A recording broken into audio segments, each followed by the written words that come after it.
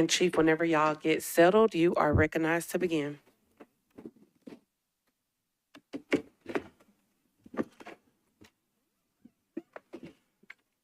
Chair Lady Porterfield and members of the Metropolitan Council, it's my pleasure to be with you this evening to represent the men and women of the police department in this budget hearing.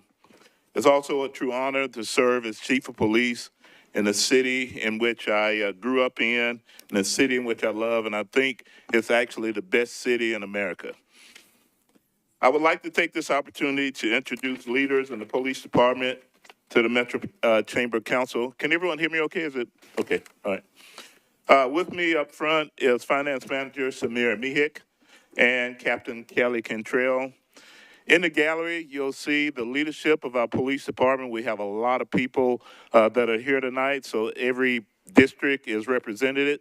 We have Assistant Chief Dwayne Green, Assistant Chief Mike Hager, Deputy Chief Virginia Kerrigan, Deputy Chief Keith Stevens. He's not here, but he's represented by Sebastian Gordine, who's the inspector. Deputy Chief Michelle Richter, Deputy Chief Chris Gilder, Deputy Chief Tommy Widener, Deputy Chief Greg Blair, Commander Jason Starling, representing the Professional Accountability Office, Mr. Don Aaron, who everyone knows, and our precinct commanders, Ricky Bearden from Central Precinct, Lee Kendall from West Precinct, Kevin Lovell from South.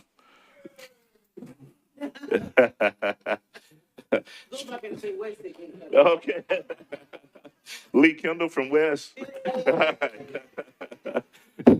Sean Richmond from Midtown Hills. Anthony McLean from North. Commander Harold Burke from East. Commander Brian Anderson from Madison. Commander Ken Walburn from Hermitage. Commander Bird from Special Ops. Commander Gibson from Training. Captain Michael Vaughn in Recruitment. And then also with us is Commander Carlos Lara, who will head the new Southeast Precinct in 2025. And also joining with us, who stayed with us all evening and has been a great partner with the MNPD, is Michael Randolph from the Mental Health Co-op. He's been essential in our Partners in Care program. These talented individuals are making decisions every day to enhance the safety of our city, and we're grateful that they are. And I know you are as well. I speak with you this evening. Our country is in the midst of National Police Week. This is Memorial Police Day, where we recognize the fallen who have paid the ultimate sacrifice in our job. We had a memorial ceremony last week. We had 47 members who have been killed in the line of duty since 1875, plus 2 service animals, and we paid tribute to them. We also, during the week, were in Washington, D.C., and our officers that went into Covenant School was honored as the nation's top cops, and they got an award for that. It was on Mother's Day, but they also got the Citizen Choice Award, which is almost like an Emmy. At the end of the presentation, they talk about the Citizen Choice Award and what it means, and then they say, and the winner is the boys from Nashville. And this is an all-the-nation with NYPD, LAPD, and other agencies across the country. So I'm so proud of not only the officers that went in Covenant School, but the men and women who every day are working very hard to make this city safe. I'm also grateful to Mayor O'Connell and Finance Director Kevin Crumbo and members of this council for ensuring that we're able to hire the persons to continue to be a state-of-the-art law enforcement department. Our training is second to none. I'm pleased to say that we met at this time last year. Our police department has filled 26 school resource officer vacancies so that permanent SROs are now in every public school and middle school. And we're also working with Dr. Battle as of April 15th on a pilot program where we have officers in Neely's Bend and Amqui as a pilot, and that we're looking to expand into all of the schools by next year. We also have the School Safety Initiative, which is our commitment to keeping schools safe. We have officers that go to each elementary school, and they're there for several hours each day to ensure that our kids are safe.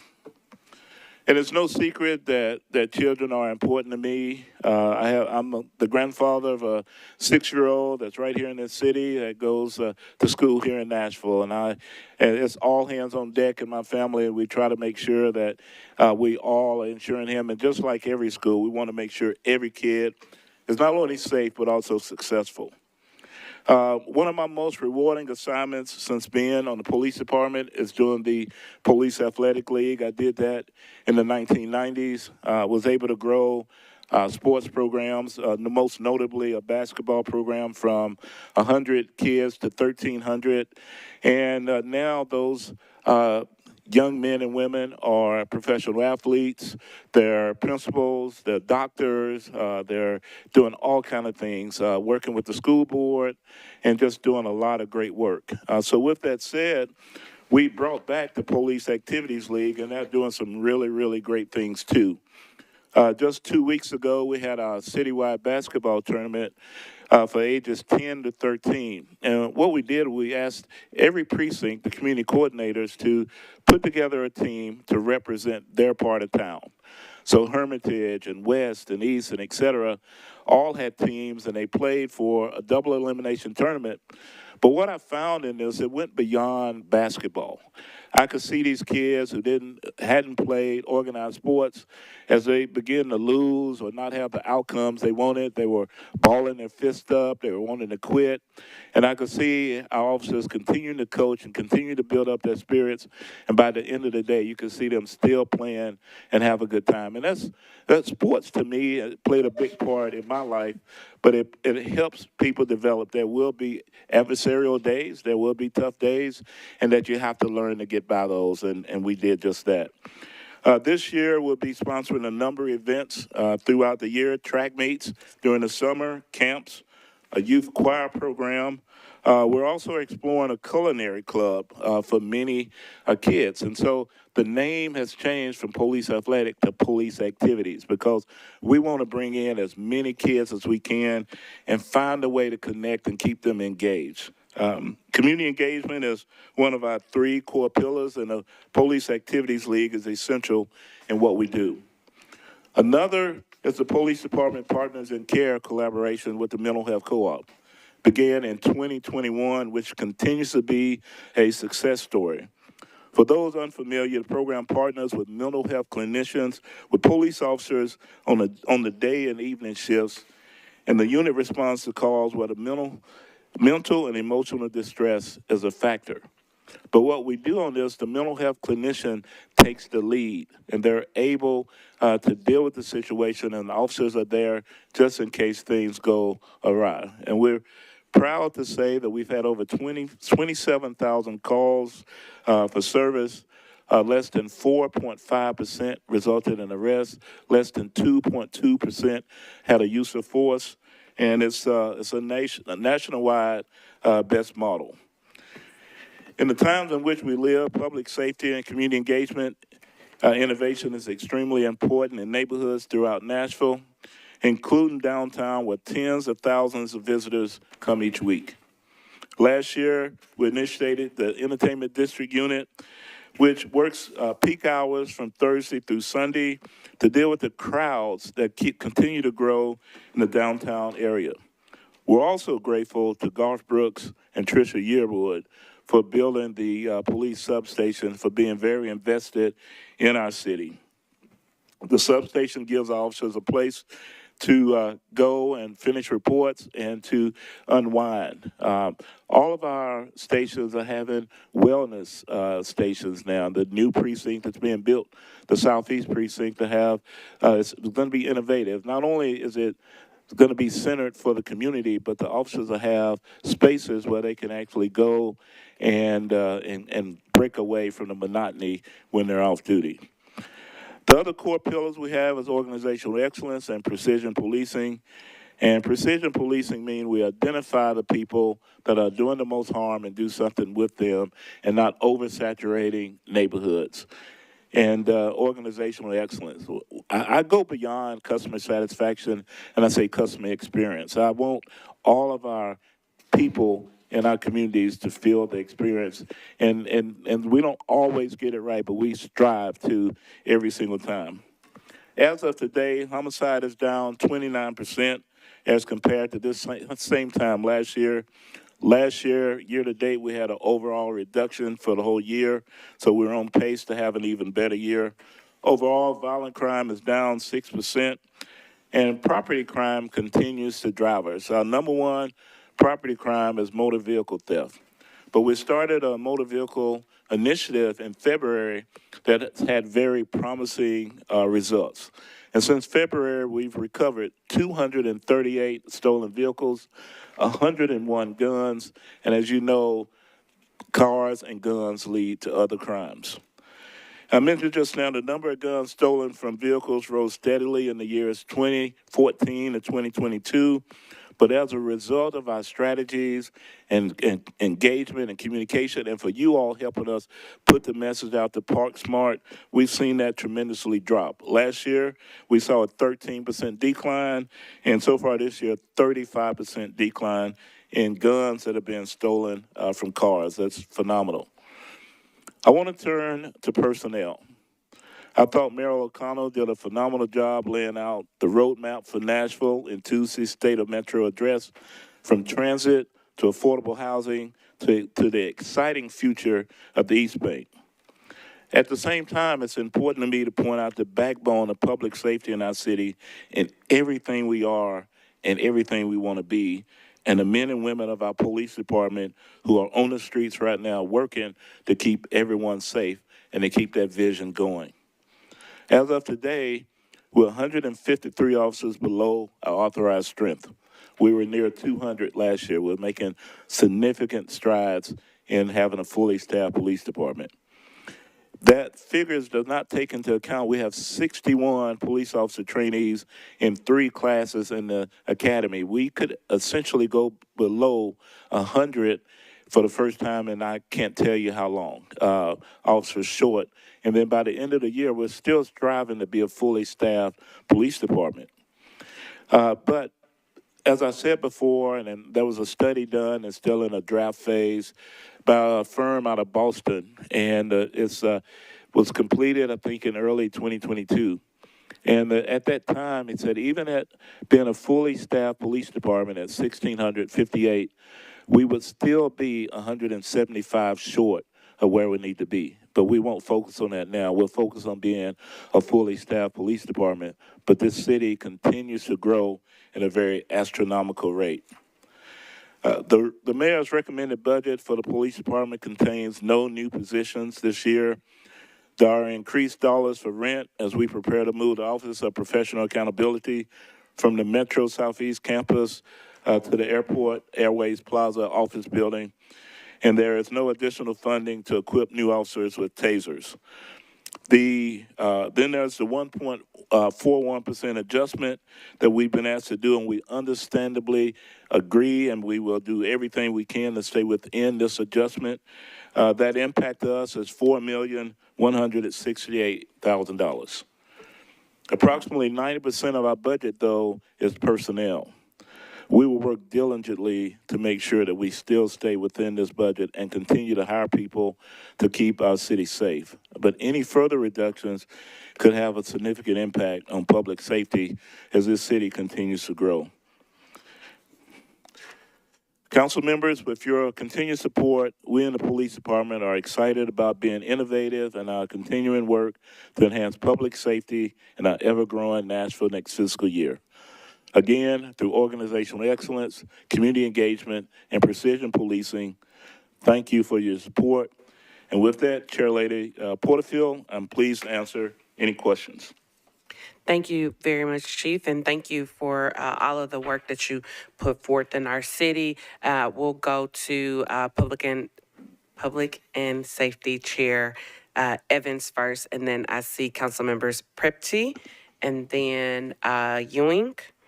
I saw Webb, Allen, Huffman, Soror, Spain, and then we'll circle back and see if anyone else has questions. So starting off with Chair Evans, you're recognized. Hey, thank you, Chair. I wanted to touch on, I guess, a couple of the things that are requested related to like license plate readers and like tasers, and we've had these ongoing conversations, and it looks like LPR's estimated cost is like $2.3 million. Is that okay? So that's what we should see in the eventual like contract conversation that will come our That's direction. anticipated. Okay. And then and I'm sorry, I flipped out of my screen and now didn't write down the taser side. And that's for the upgrade of the tasers into the next version of those, It right? is. It's by leaps and bounds, and I don't believe in going for the latest, greatest, but it's by leaps and bounds more superior to what we have. And I know those conversations will continue to be ongoing, and we're thankful for you all even considering it. Okay, and then I also wanted to ask about kind of talking about the message from the mayor about, and your focus on fully staffing outside of the fact that we're growing and we need to have more people around to support that growth. How does the employee churn look? You know, we had a conversation with fire really about losing people and people eligible for retirement and those kinds of things. And so can you provide some commentary around that? Yeah, absolutely. So we're not losing many people at all. Our attrition rate is about 20%, although our police department about 1/3 of near the age of retirement. But one thing that I've made sure that we do for not only as the chief, but as we do as a police department, is to value our employees, to make sure that they're appreciated. And that's something that I openly say that I didn't feel that I had for a lot of years when I was in the department, and I've shared stories with the agency. And so when a member goes through something, we contact them. I had one of our civilian employees that his wife had a heart attack and passed away. They had 3 small kids under the age of 8. And I was able to call him and offer, anything we can do, I can do as a police department. But the one thing I don't do is ask, when are you coming back to work? It's what can we do to help you and let them know that we're there to support them. And with that and a lot of other things that we're doing, it leads to better attitudes. We have a very robust wellness section.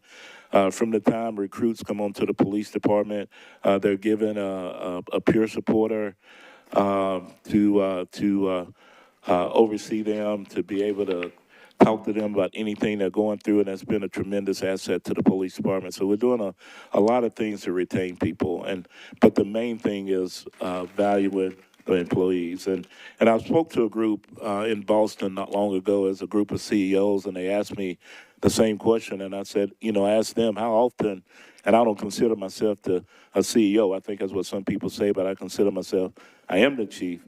But how often do people reach down to the grassroots employee just to say, thank you, and what do you need? And I think it's paying off dividends. So.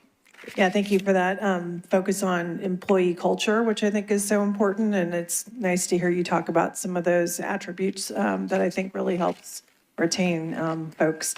And then on the last question I have, and I'll probably have something at the end, I noticed you have a child care center as one of the items that's requested. And so that's been a big focus, of course, of the Women's Caucus. And so can you speak to, I guess, where would that be? And is that going to be in an existing facility, or is that something that would be new? So, great question, and thank you for bringing that up. That's something that's near and dear to us. Commander Byrd has been spearheading this, and there's a group that's volunteers that may actually look into bringing this into fruition as well. But for the dynamic, we've had people that were thinking about leaving the police department because they were on call, they were single, whether male or female, and they didn't have child care. And so being in the police department, being called out at 2 or 3 a.m. and not having someone to watch your child is very, very difficult. We've looked at existing facilities if we could renovate it, but they're still very much in the conversation. We had a lady, she was in San Diego, California. I think she started 2 other child care initiatives, and she's working for an eye doctor or eye clinic somewhere here in the Nashville area who is interested in spearheading this initiative. So So we're still very much in the conversation, but I think it's needed not only here, but we had a major city chiefs meeting, and we talked about this around the country as vital to any organization. So, and I'll add to that, when I first started as a police officer and a single parent, I was working midnights, and can you imagine trying to find someone to keep your kid overnight every night, 5 days a week, and then maybe when you go to court the next day. So it's very difficult, and I understand it, and hopefully we can make that happen. So, thank you. Thank you so very much. Next up, we have Councilmember Prepty. You're recognized. Thank you, Madam Chair, and thank you, Chief Drake, for being here and to your staff. I want to start off on the first page, or in our book, it's page 287 of the police budget at a glance. It lists the secondary employment unit, and it's described as the secondary employment unit is hired by local businesses to provide officers for security services. But it's listed as an expense for a total of $2.2 million. I'm just trying to make sense of that, because in my mind that would be a source of revenue. So could you talk to me a little bit about like what exactly is the secondary employment unit and how it operates? Yeah, so absolutely. So our secondary employment unit is officers that are employed by various agencies, whether it's the water company or various companies. It's revenue neutral, actually. It's in there as an expense, but it's revenue neutral, if that answers your question. Sort of, yeah, that does answer it. I appreciate that. Thank you. And then another question that I have in looking at sort of just the structure of your leadership team here with us today, I'm curious as to what the rate is of sworn individuals versus civilian individuals who are within leadership in MNPD. Do you know what that ratio, if you've done it, what that ratio might look like? Can you kind of clarify that a little bit more? What you mean ratio? Yeah, so essentially just like if for every 5 sworn officers that's in leadership, there's 1 civilian, or sort of what the total number of sworn officers versus the total number of civilians who are in leadership with MNPD, what that looks like. Yeah, so for the entire police department, we have a span of control. For every supervisor, it's 9 to 10 individuals, and so that's for the entire police department. And when we have civilians, they oversee a section. Take IT, for example, that's led by a civilian, John Singleton. He has about the same number of employees, so that's how we try to structure it. Okay, that's helpful. Yes, sir. And then within sort of like policy making structure for MNPD, you've got yourself as a sworn officer and as our chief. Do you have any civilians that are in a role that play a policy making role for MNPD? We have a part-time employee who retired, and he helps in policy making. But a lot of our policy making, we have attorneys on staff. Assistant Chief Mike Hager is an attorney, Deputy Chief Chris Gilder. Then we also have some people within that division that are civilians that help us with the data and et cetera. I can't give you the exact number, but there are individuals in there. Okay, fair enough. I appreciate that. And then within the questionnaire on 5B, you make reference to the EDU unit. Could you clarify as to what EDU stands for? Is that like an educational division unit, or what does EDU stand for? Yeah, so it's the entertainment district unit, and it's housed downtown. Traditionally, when we started that, it was the entertainment district initiative, and so we would pull officers from all over the city to staff downtown in an effort to keep downtown safe. And so we was pulling people in overtime capacity and was losing people at a pretty heavy rate in our police department because they were working essentially on their days off. And so we created the entertainment district unit for officers who are familiar with the downtown laws, the codes that can make connections and establish rapport and trust. And it's been very essential in downtown, so they know what to look for, what codes to use, and how to improve downtown. And really, it's effective. You look at the volume of people that we have downtown, and very little problems. It's pretty impressive what they do.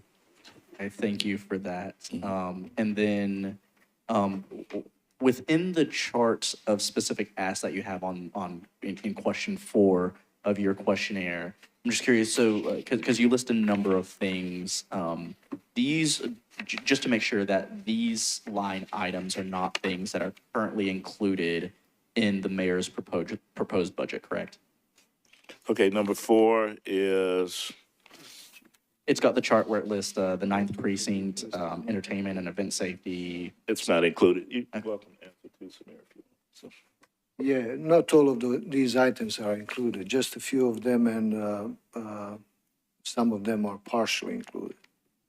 Okay, that's helpful to know, because I know that we'll likely be revisiting contracts for some of these items, so I wanted to see whether or not in the mayor's budget, if they were included or contemplated, or whether or not we would be receiving any contracts that would be outside of the scope of the mayor's proposed budget, if you anticipate anything like that.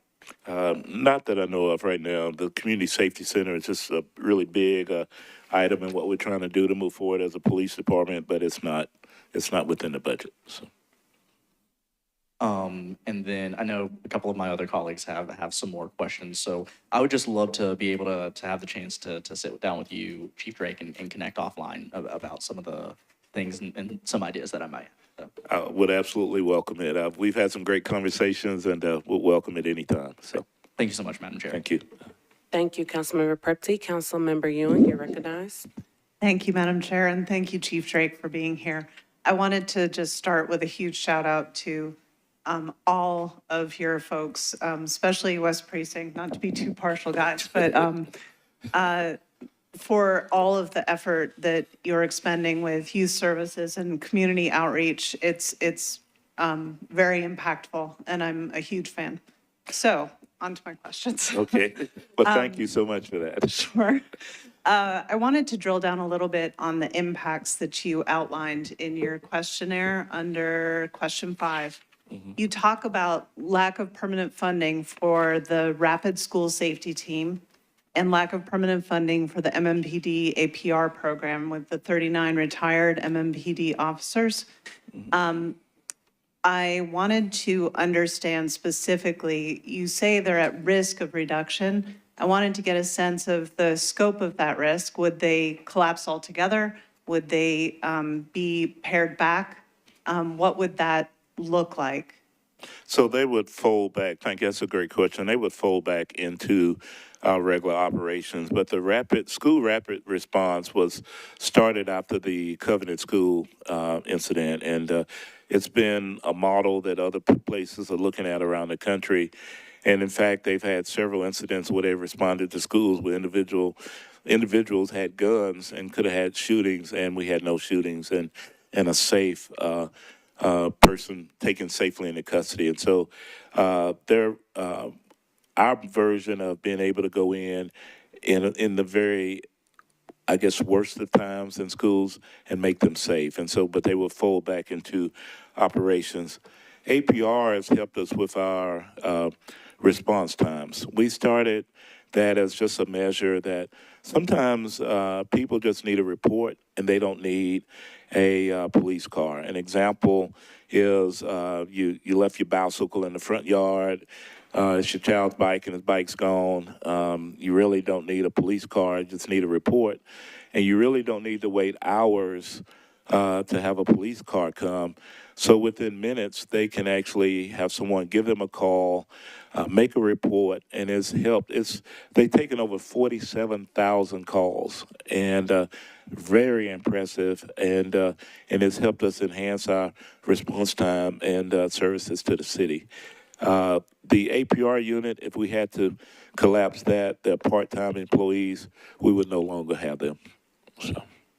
Okay, and what, first of all, what does APR stand for?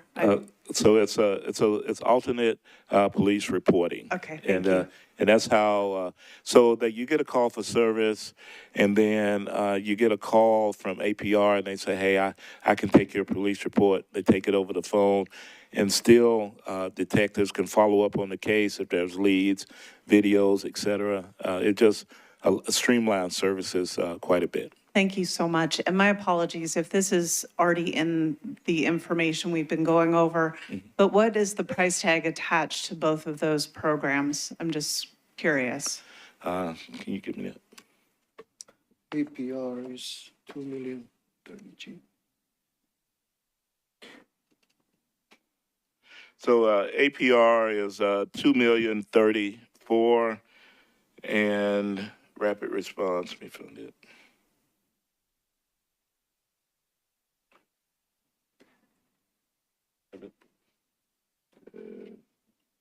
I think I've been told it's 2.6. My apologies. I No, probably it's found fine. that.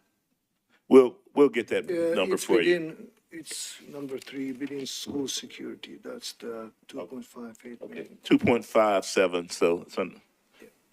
Okay, and my last question is, your line item called vehicle retention, could you just explain that very quickly? And then I will cede my, Yeah. So the vehicle retention program, we were running, are still running short on vehicles, and so we asked Metro if we could take vehicles from other departments, whether it's water or anywhere that would have gone out of service, or maybe some of our own vehicles that have reached a limit where they would have been taken out of service. We keep those vehicles and then assume the cost of any maintenance, and so that's how. That's the vehicle retention program. They're a little higher on mileage, but the only agreement is we pick up maintenance and still be able to use the vehicle. okay, thank you very much. Thank you. Thank you, Councilmember Ewing. Next, we have Councilmember Webb. You're recognized. Thank you. It would be nice to know, y'all said in the graph that some of the things are in the budget, some of the things aren't in the budget, and some at certain amounts. Can I email the gentleman? I didn't catch your name, I'm sorry. Samir? My name is Samir. Mahek. Okay, and you just tell me what is in the budget and what dollar amount partially is in the budget, so we know, 1 through 15? Yeah, number 8 is partially in the budget. Oh, okay, you gonna tell us? I can tell you right now if Okay, you want to, great. or you can email me. That's good, that's good. Yeah. Number 8? Number 8 is partially in the budget, and that is $64,300 out of $451,400 asked. Okay, Then number 9 is partially included. That's $350,000 for the leasing for the Airway Plaza building to move the OPA. okay, Then number 10, training and recruitment for the TASER. That's included $1.6 million. okay, So this number 10 is partially included. okay. And then number 13, SCU, which is a revenue neutral operation, is totally included, $2.24 million. Okay, that's what I want to know. Thank you so much. Thanks. Thank you, Councilmember Webb. Councilmember Allen, you're recognized. My original question got asked, but I got a new one. So on the school rapid response, is it possible that works so well that maybe we can rethink school resource officers? I mean, I still try to wrap my mind around what school resource officers do all day long if there's nobody there causing trouble. So just in terms of best use of resources, do you feel like y'all have discovered something that works so well, maybe we can eventually move towards a different model? Any thoughts on that? I don't think so. I think they both go hand in hand. It's good to have school resource officers in the schools. My vision always for SROs has been to be more of a social worker, to try to work with kids, try to find out if there's problems going on at home and how we can help them as well. We've done programs where we've tutored kids after hours at schools, at the precincts. We've had other family building exercises. We've had just a number of things where we've been able to connect SROs with kids, and then having that person in school at that moment where something could happen is a tremendous asset as well. The rapid response team is just, it augments it, it makes it better. So, thank you. Thank you, Councilmember Allen. Councilmember Huffman, you're recognized. Thank you, Chair. Thank you, Chief Drake, for your service and for running a tight ship. I have great experiences with my precinct out in Hermitage. So Councilmember Ewing got to shout out her person. I get to shout out mine. So Commander Walburn is A-OK in my book. Great to hear. Thank you. So with that, a couple of questions around staffing. The first question is around the new group of officers that are coming in. Are you noticing first-time officers, or are these officers that are transferring from other parts of the country or other departments? What's that look like? So, great question. We're doing both. So we're having basic recruit classes, which officers who have no prior experience, recruits that have no prior law enforcement experience. And then we have lateral classes. Our lateral classes, just a best guesstimate, the biggest one has been around 9 or 10 officers who come to our city. And so, but the biggest ones are the basic recruit classes, which could have anywhere from 30 to 50 officers, and that's what we're seeing the most of. Demographic-wise, we're seeing quite a few from New York and California coming here. Great, thank you. Follow up to the demographic point there. What's the male-female breakdown? Just curious. So it's growing quite a bit, and I can get you that actual number. But I know I was one of the first chiefs to sign the 30 by 30 initiative in the country, and that's to have a police department that's 30% female by the year 2030. And I know we've gone from about 9% to almost 15%, and continues to grow. We're also having the same push for minorities. We're being very intentional about that. We're not saying that we're excluding anyone. We're not. We're just making that intentional because we feel when people look for agencies to go to, they want to be able to talk to someone they can relate to. And as long as we have that dynamic, we continue to grow, and we're seeing quite a bit of success from that. But I can get you the actual number for that. So. Great, thank you. One last question regarding staffing. We've got a new police precinct that is set to open up in Southeast. Very excited about that personally, mainly because it's going to limit the amount of officers coming from my precinct in Hermitage, possibly having to go over into that area. With these new officers that are coming online, who gets the priority on those? Is it the new precinct, or is it a distribution to other precincts? Yeah, so great question. We do a rebid every year, and so it's broken down by officers who have the most experience, the most seniority, down to the lowest. And so if officers who have the most seniority want to go to the new precinct, or if no one wants to go to the new precinct, then the new officers wound up being there just because they don't have seniority. But it's based on a rebid to give people a chance to pick.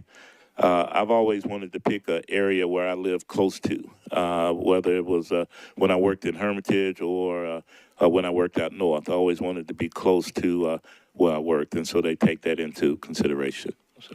Okay, great. And just a quick follow-up from my colleague, Councilmember Ewing's question around the fleet. What's the average age of a police car in MNPD? It fluctuates quite a bit, but they're using those cars so much. But I would say the average age, 5 to 6 years is the best guesstimate. Sometimes a little longer. Just depends on how much they're using them. Thank you, sir. Thank you, Councilmember Huffman. Councilwoman Sawyer, you're recognized. Thank you, Chair, and thank you, Chief, for all that you do. I think it was exciting to listen to the mayor yesterday, talking about the reduction in crime, which is something that you mentioned as well. That's great, and I think your office should be commended. A couple of questions, and then I do want to shout out new commander, Carlo Laris, too. I had the opportunity to work with him as a community liaison. And so as an at-large, I guess shout out to all your commanders and everybody, so I can't pick a favorite, but I wanted to talk about new commander Carlos, so congratulations to him. So to the question, a couple of things. The first thing is the new law that allows you to get officers from non-citizens, people with a green card and things like that. Is that something that is implemented, and is that help you some? I'm not sure what you mean by that, but we take anyone that's eligible to be a police officer. So if you have the eligibility, we'll take you from any community. If you have, might have to go a little deeper on that one, but we don't exclude anyone. So. Okay. So, but because I think there is a new law that allows you so that you're not as strict in terms of the requirements, I wanted to know if that's helping in filling the conversation, the vacancies. So, the other one that I wanted to ask about is about the EDU expansion. Since this is this is a downtown district, did we look into the funding of that through the downtown money? So absolutely, they've been a good partner, and that's something we would definitely look at if we need to expand it, and then we'd look to whatever the city can help with as well. But we're going to try to continue to make that a success regardless. But we're hoping to get funding for it if we have to grow. And what we're seeing is it continues to grow. The East Bank is going to require more resources, as that just is going to be just a whole new dynamic. So we're been in conversations trying to build a new central precinct, which would be on the East Bank or near the East Bank, and maybe also combined with the fire department jointly. But we're just a conversation, a dream. So. Okay. Yeah, because I would think that, and my thought process is if this is servicing the downtown area and there's money in the downtown partnership, then that would be where I think we can look into for that piece of it. And so I just wanted to put that out there. And I don't know if it's happening already, but I would recommend at least looking at something like that for that piece of it. Yeah, thank you. We have, and they gave us a pretty substantial amount for this budget year. So. Okay, good, Thank good. So on the SROs in schools, I know you had mentioned that your goal is to be able to see them be social workers, provide social services. I guess my question to you is this, and I'm not a big fan of SRO in schools. I've said that because of the perception by many, at least some people that I've talked to. So if we need more social workers, and that's something that we hope we will gravitate to, does that have to come out of the police department? Can that not be something out of MMPS or maybe even part of the healthcare program? Yeah, so we have a great partnership with the health department and with Metro Schools. But officers being in school provides an element of safety, and but just going beyond what the traditional school resource officer does. In my vision, it's not there to arrest, because we know that the average kid that's arrested is 7 times more likely to be arrested as an adult.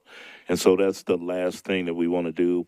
But we also want people to know that we love them and they can love us and they can come to us when they have a problem as well. And we don't want to, I've seen in cities where they don't have SROs and things are happening to kids and they're scared to talk to police officers and they're scared to go to them for help. And I know my heart is big for kids, and I don't ever want to lose that dynamic. And so having our SROs in there doing coloring, reading, talking about life skills, and finding out what's going on in families and being able to help them has been tremendous. And even with our Christmas Baskets program on Christmas Eve, we identify families that don't have anything. We found families that kids don't even have a bed. They're sleeping on the floor, and we're able to go get them beds. We're able to get them food and other necessities. And so I think it's vital that we stay plugged in but have this dual role, if you will.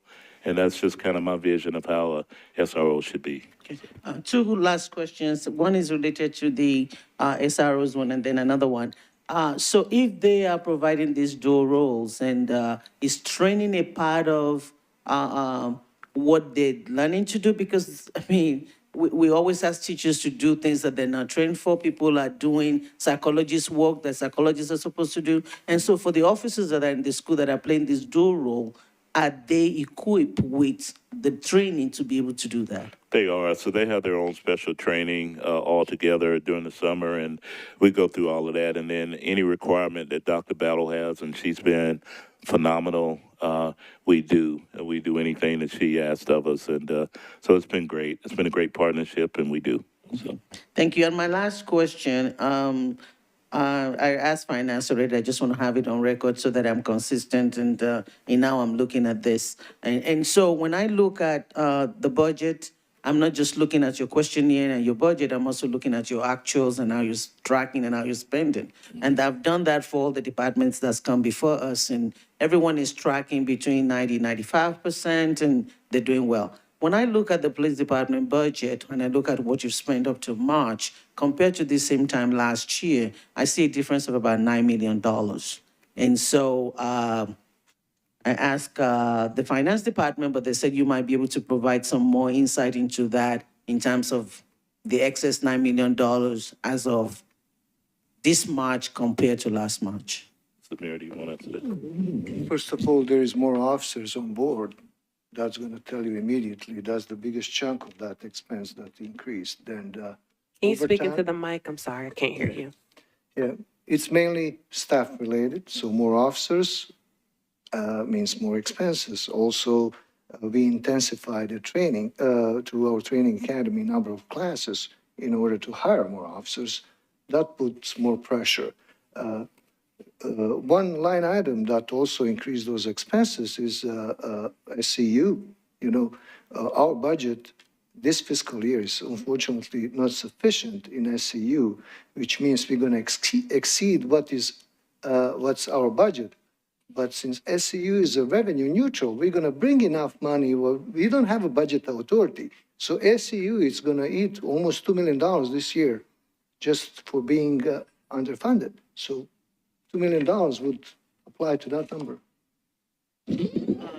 Thank you. So basically, you have a lot of officers coming in towards the end of the year, and you have a lot of your expenses happening towards the end of the year, so it's a timing issue. Our training classes from previous are overlapping 3 fiscal years. So we can, if you look at a certain month and compare that, I mean, that can tell you different stories. You might have more officers coming on board this year than last year for the same time frame. At the same time, more trainees being produced through the training academy means more PO2s. So you will have more positions filled, as Chief just explained. We are now almost, when you take into consideration our vacancies, and then you see how much is in training, trainees ready to take over, we are going to be below 100 vacancies soon. So that affects that number. Okay. Well, thank you. I just wanted to be consistent and have it on record that you are tracking and just a timing difference in terms of when your training comes in, and you have a lot of stuff that will happen between April and June. So thank you. Yes. Thank you, Councilor Sora. Councilmember Spain, you're recognized. Thank you, Madam Chair. Chief, thank you for being here and for everything you and your department does for our city. I just wanted to follow up on a couple of items relative to school safety, and I appreciate the focus that you've put on that. Am I understanding correctly that there's no funding in the budget before us for the rapid school safety team, that would have to be folded back into regular operations with this Yes, budget? sir, that's correct. Okay. And secondly, on the SROs, you said the intention is to expand the program to elementary schools next year. Is that next school year or next calendar year? Well, we're hoping next school year, but it's dependent on how the conversations during the summer. Obviously, it depends on staffing and how many we can bring in. But we'll meet the standard that Dr. Battle has set forth for us. And if she likes the pilot and all goes well, then we'll just continue to grow as responsible as we can. So. And is there money in the budget to support that, or will that be in addition to this? In addition to, but we have the state grant. We're hoping to be able to utilize that for SROs. So. And one last question. You mentioned the Police Activities League basketball tournament. you happen to recall which precinct went undefeated to win that tournament for the second year in a row? Can definitely have the bragging rights. It was West Precinct for I sure. just wanted to get that on the record. Thank you, Chief. Thank you. Thank you, Councilmember Spain. Vice Chair Toombs, you're recognized. Don't be back there high-fiving about the West Precinct. Council Lady Toombs, you're recognized. Thank you, Chair. Chief Drake, thank you to you and your team for being here and for all the work that you do. I have a question about number 6 on your budget questionnaire. You're talking about the 1.41% targeted savings and that you're going to keep 37 officer positions vacant in order to basically absorb that savings. Do you have a dollar amount for what those 37 vacant positions, like what's the dollar amount for those? So the dollar amount would be $4.2 million. And that's estimated based on what we have right now, what we know, what's going to happen, because we still don't have this budget finalized. So if we take into consideration what has been recommended, then what the salaries for the PO2s will be, then our estimate is $4.2 million. Okay, and then in that, in your response to that question, you talk about, as a result, one training class totaling 50 police officer trainees will be lost due to the attrition rate for trainees. Can you explain how that ties into keeping those vacant positions open? So to fill vacancy, of course, you need through training academy, you need to graduate certain number of officers. Right. So to graduate 37, you need to start 50 and apply in attrition rate. But this goes both ways. If we lose 37 PO2s, then we're going to lose certainly 50 trainees. We will not need, we will have to reduce the activity of our training academy at the same Got it. time. Thank you for that clarification. Thank you, Chair. Thank you. Councilmember Prepty, you're recognized. Thank you, Madam Chair. I just have two really quick follow-ups. The first one being with, we had a discussion earlier with the fire department about transporting and specifically with partners in care and transporting to the mental health co-op. Whenever MNPD responds to a call and it shows that the person is living through a mental health crisis, and does MNPD, if the person chooses to go to the mental health co-op, does MNPD transport individuals to the mental health co-op, or is that something that primarily MNPD relies on NFD to transport individuals to the mental health co-op? So the REACH program will do their own in an ambulance, and the police department, Partners in Care, has partnered with clinicians. We have police cars, and the police car transport to the crisis facility. Okay, perfect. Thank you. And then going back to the chart on number 4, so a number of items have been listed as partially being included in the mayor's budget. I was just curious about line item number 5 for the license plate recognition. I'm assuming those are the license plate readers. Has any portion of that been included in the mayor's budget? No. Okay. So just so I'm sure, numbers 8, 9, 10, and 13, those have partially been funded through the mayor's budget, but nothing else on this list. Number 13 was fully included, Yes. and then the rest of them were partially included. Thank you. Thank you. Thank you, Councilmember Prepty. Does anyone else have any additional questions before I go to Council Lady Evans and I to finish it out? Council Lady Ellis, you're recognized. Thank you. So I just wanted help sort of synthesizing some of this information for the new precinct coming in district in South Nashville. So one of the things that sort of made my heart sink was on the questionnaire number 4. I only see one under FTE. Can you help me decipher why it's one there and where are the other 93 officers? We were so far provided all of the requested positions except this one, and this is civilian position. Administrative assistant. So. Hey, I'm sorry. Could you repeat that just one more time? I'm sorry. We are provided all of the FTEs for the precinct except this position, and this is civilian position. Thank you. Thank you. Councilmember Evans, you're recognized. Thank you, Chair. On the, I guess, last year, when we were going through the budget process, you had spoken of the new training facility. And I wanted to know kind of between, I guess, that time period and now, like, is there anything that is representative of that in this budget? Or the capital improvements budget spending plan, but then also kind of like the bigger picture, we've heard a lot in the news about the state training facility, and is there overlap between those two things, and any clarity on those? Yeah, no, it's nothing in the budget for that. We were hoping to incrementally expand the training academy by maybe bringing in an enclosed firing range to improve the quality of life for members in that community. Council Lady Toombs had suggested that, but that's the only improvement that's been discussed with no allocations for it.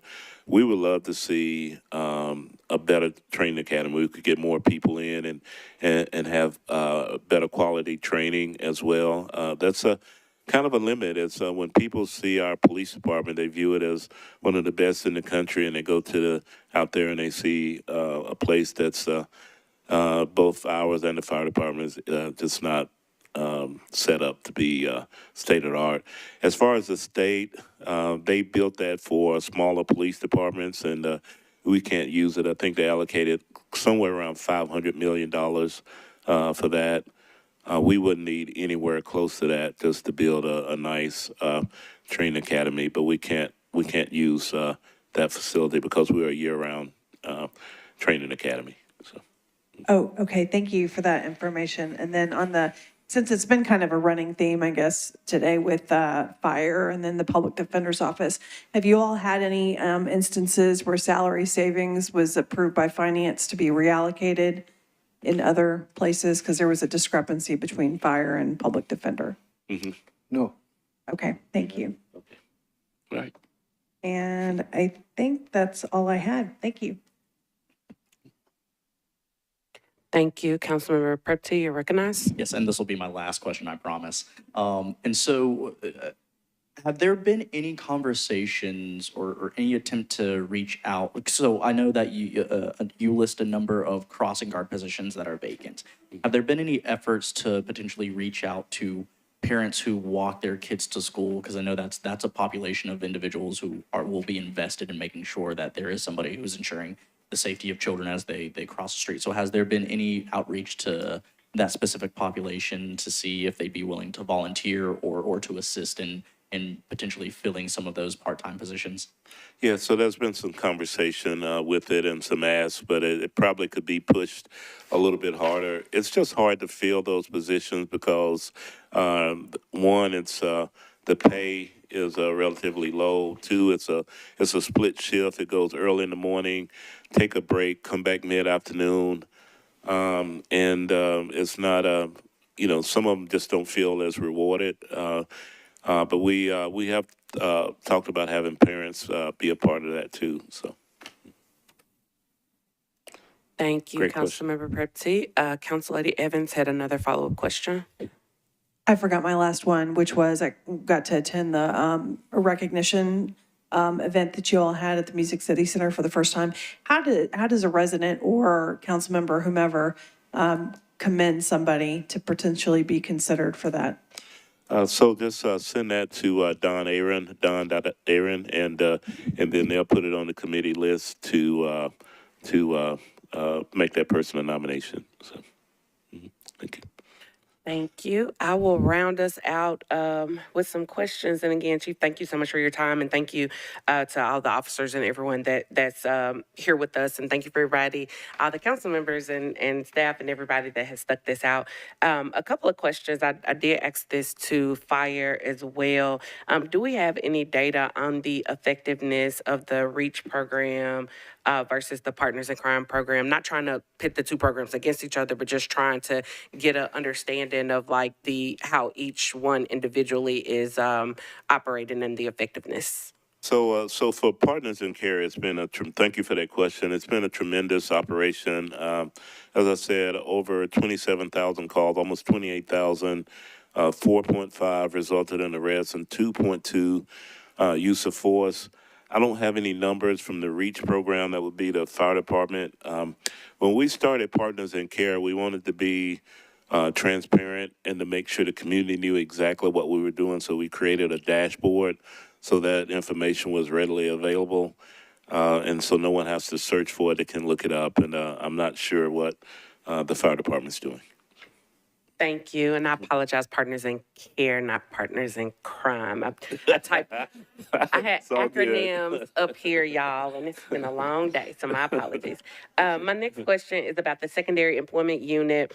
You all mentioned twice that it's revenue neutral. On the document that we see, it looks like an expense, and I don't see it anywhere else where it shows where that expense is leveled out as reflective of something that's revenue neutral. So can y'all explain that?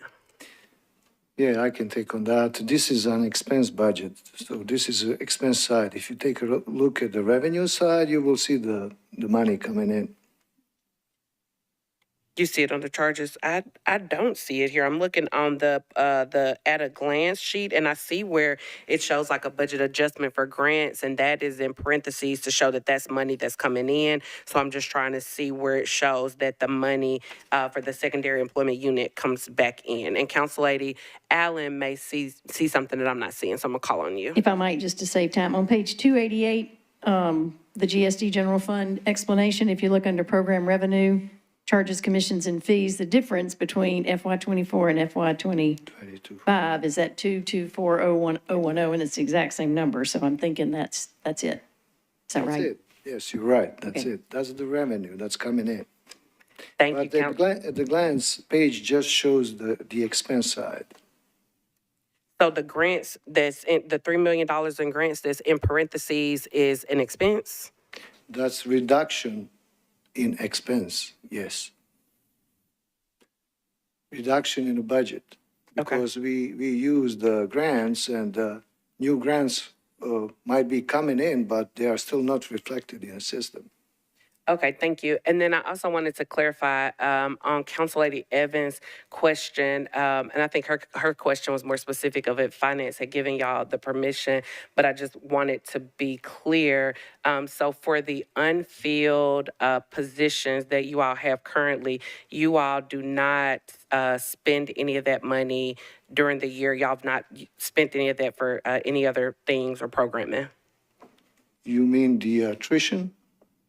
The unfilled FTEs. Yeah, that's, whatever is there, that's attrition. Attrition is not the constant number, that's a variable, which means during one fiscal year, if you have 5 vacancies and they are vacant for the whole year, that's the attrition for that year. Next year, you might have just 2 of them vacant.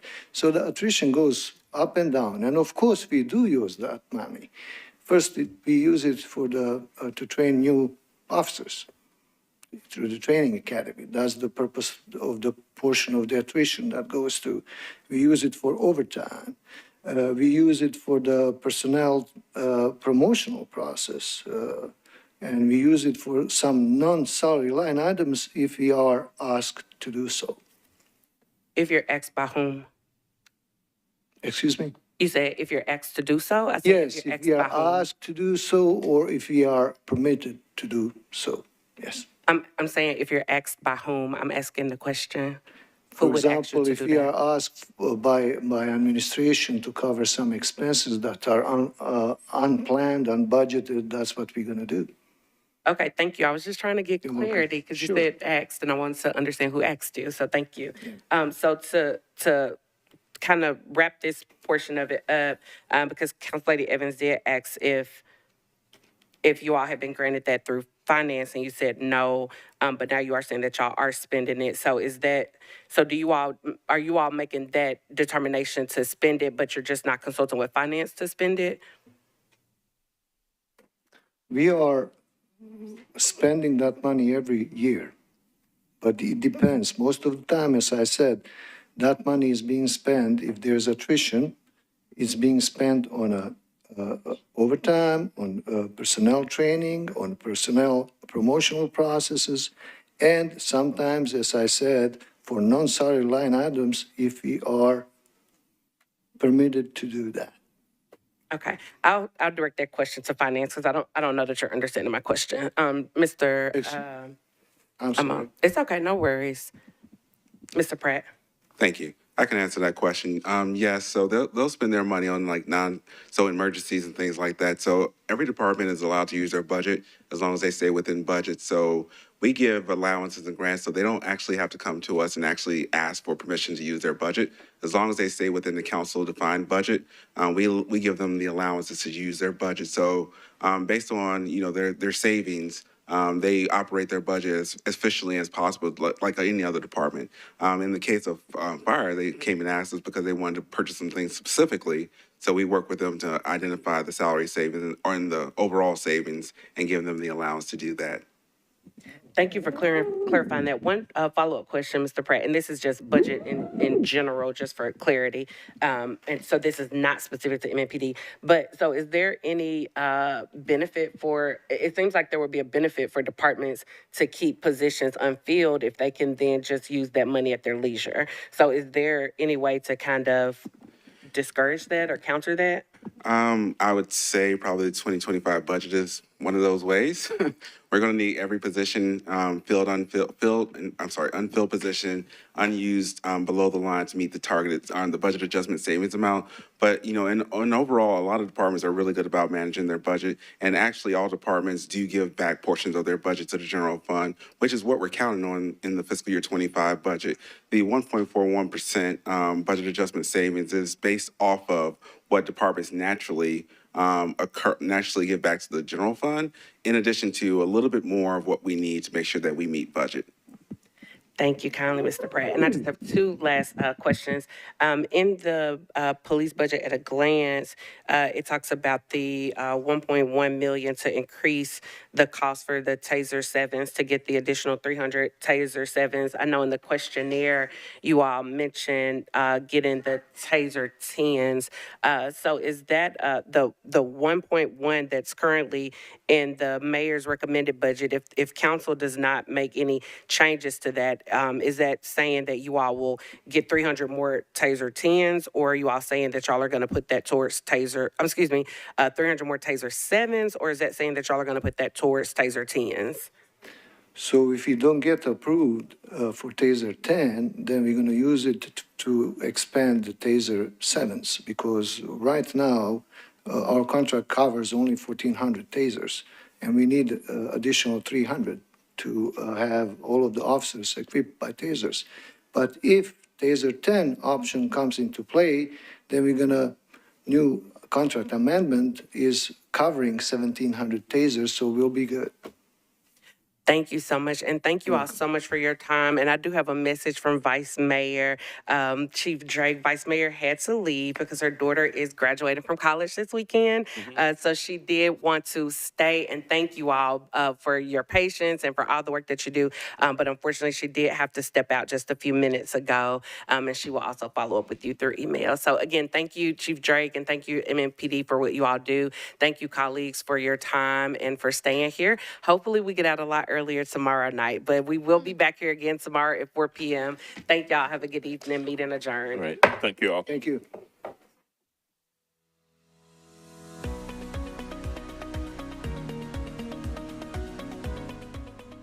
This has been a service of the Metro Nashville Network. If you would like to see this presentation again, or for more information on this and other programs, visit nashville.gov.